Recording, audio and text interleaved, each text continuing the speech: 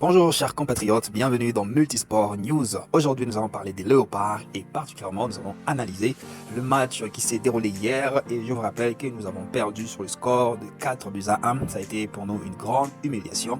C'est vrai qu'il y avait une très grande attente de la part de tous les supporters congolais. Alors on était prêt pour la victoire et prêt à célébrer notre deuxième qualification pour le mondial. Ça va être un événement historique. Alors nous avons été face à une situation inédite. Donc voilà, depuis 1974, nous n'avons pas eu à vivre un tel événement. Alors il y avait une très grande attente de la part de tous les Congolais du monde entier. Et voilà, on a suivi ces matchs avec beaucoup d'envie, d'enthousiasme. Mais voilà, on est retombé très vite parce qu'on avait beaucoup d'espoir en fait de voir cette équipe se qualifier. Il y avait du talent, mais malheureusement on a perdu. Alors sans plus tarder, nous allons donc analyser la performance individuelle de chaque joueur pour voir si réellement ils ont été à la hauteur. Et nous allons donc attribuer une note à chaque joueur par rapport à sa performance. Et je signale que ces notes sont données par rapport à mon analyse selon mes connaissances au niveau de ce sport roi qui est le foot. Alors nous allons commencer d'abord par les trios d'attaque qui étaient composés par Bakambu, Wissa et Meshak Elia. En commençant d'abord par Bakambu qui était le 9 de pointe. Alors comment avez-vous trouvé sa performance? Vous pouvez laisser dans les commentaires comment vous avez trouvé la performance de Bakambu. Mais contre moi, Bakambu n'a fait que courir pour ne rien faire, pour ne rien donner. Aucun ballon ne lui a été attribué et aucun effort défensif n'a été fait par Bakambu. Et voilà, on peut dire qu'il a touché très peu de ballons et il n'a pas du tout été décisif. Il a presque perdu tous ses duels aériens. Il n'a pas gagné un duel aérien et on connaît que la faiblesse de Bakambu, ce sont les duels aériens. Il est tellement faible qu'il n'arrive pas à faire une déviation de la tête. C'est pas son truc, c'est pas son jeu. Alors, il ne le fait presque jamais. Alors lui préfère les ballons à terre, mais il n'y a aucun ballon qui lui est arrivé. Aucun ballon qui lui est arrivé. Et non seulement ça, Bakambu n'a presque pas tiré au but. La seule occasion qu'il a eu, c'est lorsqu'il était face au gardien, il a mis les ballons en l'air. Donc c'est parti dans les tribunes. Donc on n'a pas vu un Bakambu en feu. Et pour rappel, depuis les débuts de ses qualifications pour la Coupe du Monde, Bakambu n'a marqué aucun but. Donc un 0 pointé sur à peu près 7 matchs, Bakambu a marqué 0 but. Donc c'est pour vous dire que Bakambu avec la sélection, pour l'instant, c'est pas comme c'était avant. Il n'a plus du tout du jus. Je ne sais pas, peut-être c'est le poids de l'âge. Mais Bakambu n'arrive plus à marquer en équipe nationale. C'est vrai qu'il a pu donner quelques passes décisives lors de qualifications pour ces matchs de barrage. Mais voilà, c'est tout. Il n'a pas pu marquer jusqu'à maintenant. Et hier, il a été en deçà de ses performances à l'OM. Donc on n'a pas vu un grand Bakambu. Alors la note que moi je lui attribue pour avoir raté sa rencontre en tant que numéro 9, je lui donne la note de 3 sur 10 pour Bakambu. Alors passons maintenant à Wissa. Yohan Wissa qui a fait un très beau match en match aller. Grâce à lui, nous avons pu faire un match nul au Stade de Martyrs. Et il faut le dire que son but est une action presque individuelle, un effort presque individuel. Et puis, il y a ça payé au match aller, mais au match retour, voilà, il s'est un peu compliqué la vie. On le voyait des fois à droite, des fois à gauche. C'est un peu perturbé. Sa performance était moyenne, n'a pas été du tout dangereux aujourd'hui. Il a été bien contrôlé par la défense marocaine. Donc voilà, donc il n'y a rien à dire, il n'a pas du tout été aussi à la hauteur. Donc quand on note qu'on peut lui attribuer, on donne à Yohan Wissa un 4 sur 10. Passons à Meshak Elia. Meshak Elia qui fêtait son retour en sélection. Voici, on avait beaucoup d'attentes, beaucoup déjà attendu de voir un grand Meshak Elia, le Meshak Elia de Young Boy, le Meshak Elia qu'on a vu briller à la chaîne, un Meshak Elia explosif. Mais je peux vous dire que j'ai été très déçu de la performance de Meshak Elia. Quand bien même il a été tranchant dans ses pressings, appréciable, mais Meshak Elia a manqué de talent, a manqué d'intelligence. Il a été tranchant par moments. C'est peut-être le seul joueur qui a beaucoup donné. Il a beaucoup donné, mais on attendait plus. J'attendais plus particulièrement de Meshak Elia. Je l'attendais faire des éclats, faire des débordements, de centres. Il a pratiquement raté tous ses centres. Il a pris de mauvaises décisions. Il n'y a aucune passe qui est arrivée à Bakambu, aucun centre qui est arrivé à la surface de réparation parce que un ailier droit ou un ailier gauche, on attend de lui de faire quand même des centres, des débordements qui peut provoquer des buts. Mais avec Meshak Elia, et voilà, donc il n'a pas pu remplir son rôle à la perfection et il est aussi malheureusement passé à côté de son match. Et pour le noter, je lui note un 5 sur 10 pour Meshak Elia. On va maintenant passer au milieu de terrain. Et au milieu de terrain, je signale que Hector Cooper a joué avec un système des 5 défenseurs, 2 milieux de terrain et 3 attaquants. D'autres disent qu'il a joué avec 3 défenseurs, 4 milieux de terrain et 3 attaquants. Mais moi, je dirais plutôt qu'il a joué avec 5 défenseurs, 2 milieux de terrain et 3 attaquants parce que Masuaku et Moukoko Amal, ce sont des défenseurs, ce sont des ailiers droits et ailiers gauche. Donc pour moi, c'était 5 défenseurs, 2 milieux de terrain et 3 attaquants. On a fini avec les 3 attaquants. Parlons du duo du milieu avec Edo Kayembe et Samuel Bastien. Commençons avec Samuel Bastien. Au match aller, il a été brillant.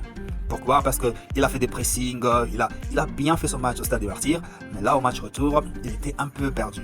Il était un peu perdu parce que il n'a pas su donner des bonnes passes, parce qu'on attend d'un milieu de terrain d'organiser le jeu, non seulement d'organiser le jeu, de faire des bonnes passes, de fournir l'attaque. Alors c'est là qu'on pêche. Depuis des décennies, on n'a pas un milieu qui a une cohésion. Alors, lorsque je regarde Bastien et Kayembe, on va lui donner sa note, mais parlons du duo. On attend des milieux d'organiser les jeux, mais Edo Kayembe et Samuel Bastien n'ont pas su organiser un jeu. Il n'y a pas eu de fond de jeu, il n'y a pas eu de passes. Ils couraient dans tous les sens, ils n'arrivaient pas à faire des combinaisons parce qu'on attend aussi des milieux de terrain de faire des combinaisons comme Xavi, Iniesta. Ce sont des joueurs qui ont une certaine complicité. Mais voilà, avec notre milieu de terrain, Edo Kayembe et Samuel Bastien, on remarque qu'il n'y a pas de cohésion en fait. Ils sont juste là ensemble, en train de jouer, en train de courir après un ballon, mais ils ne s'organisent pas. Ça sent que c'est des personnes qui n'ont pas encore vraiment beaucoup joué ensemble. Ils apprennent encore à se connaître, ils apprennent encore à savoir comment faire les combinaisons. C'est pourquoi vous voyez, on n'a pas du tout un fond de jeu. Hein. On les balance hors de la défense et on les balance en attaque, on les perd tout de suite. Et c'est pourquoi vous voyez nos défenseurs, on va parler de nos défenseurs, qu'est-ce qu'ils font? Ils n'ont pas confiance à donner un ballon à un milieu de terrain parce qu'ils ont peur que ce milieu va perdre les ballons et ça va leur mettre en danger. Alors qu'est-ce qu'ils font? Ils prennent les ballons, ils les dégagent. Et quand ils les dégagent, pour qui? Pour personne. Ça arrive sur un défenseur marocain ou un milieu de terrain marocain et ça revient encore dans notre camp. Donc c'est un peu dommage. Voilà, Samuel Bastien n'a pas du tout été à la hauteur aussi. Donc complètement dépassé par les événements. Donc voilà, pour moi, je donne à Samuel Bastien un 5 sur 10. Alors, parlons des Edo Kayembe, il y a beaucoup de volonté dans ces jeunes. Oui, on avait de belles choses au match aller, on avait aussi de belles choses pendant les éliminatoires. C'est des personnes qui ont prouvé qu'ils avaient un certain talent parce qu'ils ont été maintenus plusieurs fois titulaires jusqu'au match final pour les barrages. Mais ils n'ont pas été à la hauteur comme Samuel Bastien. Edo Kayembe aussi n'a pas vraiment été à la hauteur de cette rencontre. D'où, voilà, je lui attribue carrément la note de 5 sur 10 comme à Samuel Bastien. Arrivons maintenant au point le plus important, c'est de parler de la défense. Rappelons qu'Hector Cooper a fait un système de 5 défenseurs, 2 milieux de terrain et 3 attaquants pour assurer la défense et puis pour assurer aussi l'offensive. Donc c'est intelligent de sa part de faire ces systèmes. Mais c'était la débâcle totale. Parce que, commençons par Arthur Masuaku, qui n'a pas du tout été à la hauteur du talent d'Ngonda. Parce que Masuaku, qui évolue en première ligue, en équipe nationale, ses performances laissent à désirer. On dirait quelqu'un qui n'a jamais joué au football. Parce qu'il ne fait que s'énerver sur les terrains, il est peu concentré, pas de pressing, il était totalement à l'ouest. Donc depuis qu'il est venu jouer pour l'équipe nationale, je n'ai jamais été convaincu par ses performances. Et je comprends maintenant pourquoi on préfère Ngonda à la place de Masuaku, parce que Masuaku, vraiment, ses performances laissent à désirer. Laissent vraiment à désirer. Donc, je ne sais pas, moi, ce qui se passe dans la tête. Lorsque nos joueurs sont à l'étranger, ils sont performants, mais lorsqu'ils reviennent en équipe nationale, ils deviennent quasiment nuls. On ne sait pas pourquoi. On ne sait pas pourquoi, parce que Masuaku, vraiment là, il est passé à côté de son match. Il fait partie aussi des responsables, parce que la défense a été archi nulle. Vraiment archi nulle. Archi nulle. Donc voilà, Masuaku a encore une déception de plus. Et pour moi, sur ces postes, franchement, il ne fera pas long feu, parce que je préfère Ngonda ou un autre joueur local que lui, parce que ses performances, franchement, en toute rationalité, ses performances laissent à désirer. Et donc, pour cette contre-performance, pour Masuaku, je l'attribue la note de 3 sur 10. Passons maintenant à Soso. Soso, voilà, approximative. On va pas dire que c'est un joueur de renom ou un joueur qui a un grand talent. On va dire que c'est un joueur qui fait ce qu'il peut, quoi. Donc un joueur correct. Donc à ses performances, je ne saurais pas dire s'il a mal joué ou bien joué. Il a juste fait ce qu'il avait à faire. Et voilà. Mais rien de plus. Donc pour moi, je lui attribue la note de 5 sur 10. Parlons maintenant de Luyindama. Rien qu'à dire le nom, peut-être ça va vous faire rire parce que les performances de Luyindama, franchement, c'était une catastrophe. Une catastrophe planétaire. Parce que Luyindama, rappelez-vous, au match aller, C'est sur son erreur que le Maroc a égalisé. Pourquoi? Parce qu'il n'a pas assuré, comment dire, un marquage. Pour lui, il y avait hors-jeu et l'arbitre devait siffler hors-jeu. Or, tant que l'arbitre n'a pas sifflé, il faut continuer l'action. Mais lui s'est arrêté et quasiment il a laissé Chancel Mbemba en solitaire. Et Chancel à lui seul ne peut pas surveiller deux défenseurs. Et sur cette erreur, le Maroc a égalisé au match aller. Ça, c'est au match aller. Au match retour, dès l'entame du match, Luyendama a commencé à faire des erreurs. Faute sur des dégagements. Premier dégagement qui a été remarqué par tous. Il a fait un mauvais dégagement qui a sémé la panique. Et voilà, M. Tisserand devait maintenant calmer les jeux pour dire on se calme, on se calme. Mais ce qui est pire encore, il a fait une deuxième erreur qui a occasionné les premiers buts marocains et il a fait une autre erreur qui a occasionné le deuxième but marocain. Et lorsque vous regardez les performances physiques de Luyendama, il est en baisse totale. Je l'ai vu sur les courses, il n'arrivait même pas à faire une course.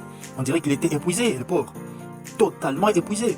Donc, et je comprends maintenant pourquoi il a été viré, pas viré, je m'excuse, mais il n'a pas été retenu à Galatasaray, il a été vendu. Parce que vraiment, il n'était plus un joueur performant. Il n'est plus un joueur technique du tout. Il n'est plus un joueur technique du tout parce que ses dégagements sont pas réfléchis, sa défense laisse à désirer, il fait beaucoup d'erreurs et ces erreurs, nous l'avons payé cash parce que nous prenons 2 buts et dans un match comme ça où il y a déjà la pression pour arriver à remonter la pente, c'est très difficile. À cause de lui, il a mis l'équipe en mal. Donc toute la première mi-temps, à cause de ces 2 erreurs, notre équipe a totalement perdu espoir. Et vu le moral des joueurs qui n'ont pas vraiment un très grand caractère, lorsqu'ils vous prennent des buts, c'est fini. Ils pensent que le match est plié et c'était compliqué pour nous de revenir. Alors nous avons vu Mecha Elia qui parlait à Tisserand pour dire qu'elle m'a changé des postes. Donc déjà les mal étaient faits. Donc Luyendama, la performance catastrophique. Voilà, il n'était pas dans les matchs, ni au match aller, ni au match retour. Nous connaissons tous il a des très bonnes qualités en tant que joueur. Mais maintenant, je pense que c'est le poids de l'âge. Et puis je pense aussi que les championnats dans lesquels il évolue n'est pas du tout au niveau. Et voilà, on paye cash. Et il paye cash aussi, voilà, il n'est plus performant comme avant. Et pour cette contre-performance de Luyendama, je lui attribue la note de 2 sur 10. Et parlons maintenant de Marcel Tisserand. Marcel Tisserand, c'est vrai que depuis un moment, Marcel Tisserand, ce n'est plus le Marcel Tisserand qu'on a eu avant. Et Marcel Tisserand d'aujourd'hui, c'est quand même, il est quelqu'un de très limite. Donc ce n'est plus, il n'a plus ses performances d'avant. Il en baisse, il se blesse souvent, c'est qu'il lui fait beaucoup de défauts. Ça fait de lui un défenseur, un défenseur léger. Il est très léger, il n'est pas trop dans les impacts. Souvent, il défend trop en reculant, il ne va jamais de l'avant. Vous voyez, je me rappelle du match contre les Bahreïn. Lorsqu'on prend les buts égalisateurs, c'est une partie à cause de la faute des Tisserand. Parce que le joueur qui est en face de lui, qui voulait faire la passe décisive, je ne me rappelle plus, il avait la possibilité d'aller faire un pressing. Et il n'a pas fait ses pressings. Et c'est la faute des Tisserand. C'est que lorsqu'il défend, il défend souvent en reculant sans aller vers le joueur. Donc il ne fait jamais de pressing, il accompagne les attaquants. Il accompagne les attaquants sans pour autant défendre. Et ça nous a coûté cher. Lorsqu'on avait le match contre les Ghana, vous vous rappelez, c'était sur un face-à-face entre un joueur ghanéen et Marcel Tisserand qui était devant. Il a défendu en reculant et ça nous a coûté les 2e buts du Ghana. Et aussi, face au Bahreïn, il n'a pas fait un pressing, ça nous a coûté un but. Et aussi, si vous regardez son match, en 2e mi-temps, il est complètement perdu parce qu'on peut dire que c'est à cause de Luyendama qu'on a perdu. Non, Luyendama a joué qu'en première mi-temps, mais en 2e mi-temps, on prend aussi 2 buts. C'est la faute de qui? C'est pour dire que Tisserand aussi n'a pas du tout été à la hauteur. Ils ne sont pas arrivés à se coordonner avec Chancel Mbemba, tout. Voilà la catastrophe. On aurait pu prendre 7 buts, 7-0. Mais voilà, à cause du gardien, on va arriver à parler aussi du gardien. Mais Tisserand n'a pas du tout été à la hauteur. Donc pour moi, je lui attribue la note de 4 sur 10. Et parlons maintenant de Chancel Mbemba. Chancel Mbemba, un cadre qui a beaucoup d'expérience. Mais ce que je reproche à Chancel Mbemba, c'est de ne pas coordonner la défense. Il a quand même de l'expérience et peut avoir la carrure d'imposer son expérience aux jeunes joueurs comme Tisserand et Luyendama. Lui, il a été en sélection bien avant eux, donc il a de l'expérience, mais c'est un joueur qui n'arrive pas à s'affirmer sur le terrain. Pour moi, il pouvait même être capitaine. Mais il n'arrive pas à diriger la défense, à coordonner et à faire entendre sa voix. Il est peut-être un peu trop poli, ou peut-être il ne veut pas avoir des problèmes avec ses coéquipiers, mais il y a un moment où on doit se parler en défense, on doit dire non, tu restes, on coordonne la défense. Parce que voilà, l'espérance compte aussi. Chancel, je l'aime bien parce que c'est quelqu'un qui aime son pays, il a toujours été là lorsqu'on le convoque, il a toujours été présent, il a toujours été là pour se battre pour la nation, on a eu de bons moments avec lui, mais là, il était aussi complètement dépassé. On aurait pu compter sur lui pour gérer la défense, mais il n'est pas arrivé aussi. Et voilà, peut-être aussi c'est le poids de l'âge aussi qui avance. Et voilà aussi, il a aussi besoin des gens talentueux à ses côtés, mais il ne peut pas tout faire lui-même. Voilà. Donc lui aussi, il a eu une performance assez plate. Voilà, il n'y a pas eu de gloire. Donc Chancel Mbemba, je lui attribue la note de 5 sur 10. Parlons maintenant du gardien de notre gardien Kiasumba Joël. Moi je le tire un chapeau parce que si ce n'était pas lui, on aurait pu perdre ces matchs même 8-0. Il a fait un très beau match dans l'ensemble, au match aller, au match retour aussi, il a fait un très beau match dans l'ensemble. Le seul péché, c'est qu'il a une défense qu'il abandonne. Il ne peut pas tout faire, il ne peut pas faire 10 parades dans un match, non, faut pas quand même exagérer. Donc il a fait son match, il a fait ce qu'il avait à faire, il a été décisif dans certaines fois, dans certains arrêts, il a été décisif. Mais voilà, sur les premiers buts par exemple, lorsqu'on marque, on ne peut pas dire que c'est sa faute, parce que les buts qui entrent, c'est les joueurs marocains qui tirent dans le dos des défenseurs. Et normalement, c'était Edo Kayembe ou Samuel Bastien qui devaient faire les pressings sur les joueurs. Mais lorsque les ballons lui est arrivé, alors voilà, on courait en regardant. Comme d'habitude, ce sont les mêmes erreurs que l'on fait toujours. Dans les pressings, on est nul. Dans les pressings, on est nul. On regarde l'adversaire jouer. Dans la tête du Congolais, on laisse l'adversaire jouer et on défend en regardant. Et pourtant, si vous faites cela, vous allez prendre 10€. Et c'est ce qui nous est arrivé hier. C'est qu'on défendait en regardant. Personne n'allait au contact physique. Personne n'allait au corps à corps. Personne ne mettait les pieds sur les ballons. On l'a regardé et voilà, on a payé cash. Regardez les deuxièmes buts. L'attaquant a quasiment le temps de stopper les ballons et de les contrôler, de mettre le but. Pendant ces temps-là, il y a un joueur qui est derrière lui. Puis il regarde en train de faire. Alors moi, je ne comprends pas ces joueurs, comment ils ont pu défendre. Donc voilà, Kiasumba a fait ce qu'il avait à faire. Hein. Donc quand vous êtes à 1 contre 1, c'est 50% des chances d'arrêter les ballons. Et voilà, il a arrêté ce qu'il a pu. Et voilà, moi, c'est les meilleurs joueurs de la soirée. Franchement, Kiasumba, depuis le début, il fait des performances incroyables. Pour moi, c'est le seul qui mérite d'avoir un 6 sur 10. 6 sur 10 pour une bonne performance. Il aurait mérité même un 7 sur 10. Mais 6 sur 10 parce que quand même, il a pris 4 buts. Mais bien qu'il a été abandonné par ses défenseurs. Voilà, dans l'ensemble maintenant, là, nous avons fini de parler des performances individuelles, qui a été très moyen. Mais dans l'ensemble, l'équipe, comment est-ce qu'on la trouve? Moi, j'ai dit ceci, c'est que la RDC manque de cohésion d'abord. C'est une équipe qui manque de cohésion. C'est une équipe qui s'est réunie pour jouer ensemble, mais sans avoir la complicité, sans avoir l'envie, sans avoir le courage. Chacun fait son truc. Et voilà, sur les terrains, voilà, il n'y a pas de complicité, il n'y a pas de forme de jeu. Donc, on joue en désordre. Et je nous ai vu rarement jouer, faire 3 passes, 4 passes et arriver à marquer. C'est rare. Donc nous sommes incapables, et je le répète, incapables de faire 3 passes. Des réactions ne font que 3 passes. Si on fait 3 passes, c'est qu'il y a la 4e passe, on perd les ballons. Alors, en jouant comme ça, on espère gagner, on espère aller en Coupe du Monde. Non, mes frères, il nous faut travailler notre système de jeu. Il nous faut travailler notre forme de jeu, il nous faut travailler notre système défensif, il nous faut travailler notre animation offensive, parce que tout ça, ça se travaille. Lorsque vous regardez le Brésil, ils ont un forme de jeu, vous regardez l'Allemagne, vous regardez la France, il y a une animation offensive, il y a une manière de défendre. Mais nous, au Congo, on s'est réunis, on joue. Et voilà, il n'y a pas plus. On attend que le bon Dieu puisse nous faire chance pour qu'on marque. Parce que tous les buts qu'on marque jusque-là, ce sont des performances individuelles et non des performances collectives. Alors, nous avons noté bien sûr des performances individuelles, mais là nous avons noté la performance collective. Et pour moi, le collectif congolais est archi nul. Donc on ne donne pas, ça ne donne pas envie, on ne donne pas envie en fait lorsqu'on joue. Lorsque je vois mon équipe nationale jouer, j'ai pas envie de regarder. C'est pas comme si je voyais les Barça ou les Real de Madrid. Donc le Congo quand il joue, voilà, c'est ennuyeux, Donc un match ennuyant. Donc voilà, vous ne donnez pas envie de jouer. Dans votre manière de jouer, voilà, c'est triste. C'est pas spectaculaire comme on va dire. Ce n'est pas du bon football. C'est juste voilà, on se met sur les terrains, on court derrière la balle et puis c'est tout. Hein. Donc voilà, pour le collectif, moi je donne un 0. 0 parce qu'il n'y a pas un collectif. D'abord, lorsque vous regardez cette équipe, on manque de cohésion entre joueurs d'abord. Non seulement on manque de cohésion, on manque d'envie, on manque de rage. Regardez le mental. À 2-0, normalement, vous pouvez remonter si vous avez un mental. Mais nous, on n'a rien. Voilà, c'était des gens qui étaient totalement découragés, déjà, par les erreurs des autres. Et voilà, on n'arrivait plus à jouer parce qu'il y avait cette frustration. Mais normalement, lorsqu'on est une équipe et que l'on se soutient, lorsqu'une personne fait l'erreur, on ne les condamne pas tout de suite. On essaie de l'aider. On essaie de rattraper ses erreurs. Mais ce n'est pas le cas. On laissait Luyendama tout seul faire ses erreurs pour qu'à la fin on dise non, c'est à cause de lui. Non. Lorsque vous voyez un joueur qui a une faiblesse, lorsqu'on est une équipe, on essaie de l'aider. On essaie de rattraper ses échecs. C'est comme ça qu'une équipe fonctionne. Mais avec la RDC, c'est pas comme ça. Et voilà, il n'y a pas de cohésion entre la défense et les milieux de terrain. Il n'y a pas de cohésion entre les milieux de terrain et l'attaque. Il n'y a pas de cohésion entre l'attaque et les milieux de terrain. Donc, c'est une embrouille totale. Alors, moi, je vais suggérer à l'équipe nationale de se reconstruire, de travailler en fond de jeu, de mettre du sérieux, de travailler le mental. Lorsqu'on se retrouve dans une compétition, on est là pour jouer, on ne se laisse pas battre. On agit comme les Cameroun, qui a cru jusqu'au bout et qui a arraché sa qualification à la dernière minute. C'est le mental qu'il nous faut avoir. Nous avons déjà eu ce mental. Nous avons fait quand même de grandes choses à la CAN, par le passé.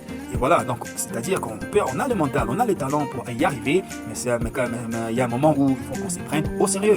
Donc la faute n'est pas simplement la fédération, la faute n'est pas simplement le gouvernement, mais c'est à nous aussi joueurs de prouver que nous sommes capables. Parce qu'on peut vous dire que ce n'est pas toutes les sélections du monde qui sont roses. Hein. Donc peut-être même nous, quand même, on arrive à avoir une fédération. Il y a d'autres que c'est même pire. Donc ce n'est pas une excuse pour dire que c'est à cause de qu'on a que vous n'êtes pas arrivé à gagner. Donc voilà, travaillez encore plus, élevez votre niveau.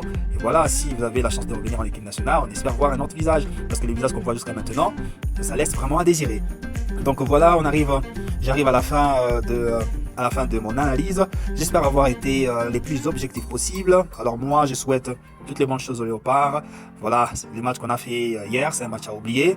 Il faut aller de l'avant, il faut travailler encore dur, beaucoup plus dur encore. Ceux qui n'ont pas de club, essayez de trouver. Si vous êtes en club, travaillez encore plus parce qu'il y a la CAN qui arrive déjà, la prochaine CAN. Il y a la Coupe du Monde qui arrive encore. Et voilà, donc continuez à travailler, continuez à bosser. Et lorsque vous revenez en équipe nationale, battez-vous de toute votre force pour la nation. Voilà, parce que voilà, la nation est sacrée. Et voilà aussi, je fais un appel à la fédération congolaise de renouveler cette équipe parce que voilà, on arrive déjà dans la trentaine, on est fatigué. Alors il faut renouveler l'effectif avec des jeunes, non seulement les binationaux. Pour moi, cette tendance à cajoler les binationaux pour leur convaincre de revenir, c'est pourquoi on arrive à faire des choses comme ça.